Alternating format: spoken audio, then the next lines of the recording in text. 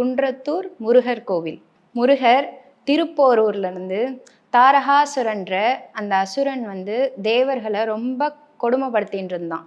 அந்த கொடுமையை தாங்காம தேவர்களெல்லாம் முருகப்பெருமான்கிட்ட போய் சொல்றா. அப்படி சொல்றச்ச முருகர் நம்ம தாரகாசுரனை வதம் பண்ணிடலாம் அப்படின்னு சொல்லிட்டு திருப்போரூருக்கு போறார். திருப்போரூர்ல வதம் முடிஞ்சு திருப்போரூர்ல இருந்து திருத்தணிக்கு போற வழியில முருகப்பெருமான் இந்த குன்றத்தூர் மலை, அந்த மலையை பார்த்துட்டார். நம்ம முருகப்பெருமானுக்குன்னா மலைனா ரொம்ப பிடிக்குமே, அழகா அந்த மலை மேலே ஏறி 1.5 நாழிகை தாங்க அங்க இருந்தார். அங்க இருந்து அவங்க அப்பாவை சேவிச்சுட்டு போலாம் அப்படின்னு சொல்லிட்டு அங்க ஒரு லிங்கத்தை பிரதிஷ்டை பண்றார். அந்த லிங்கத்துக்கு ஒரு பேர் வைக்கிறார். என்ன பேர்னா கந்தழீஸ்வரர். ஏன் கந்தழீஸ்வரர்னு பேர் வச்சார்?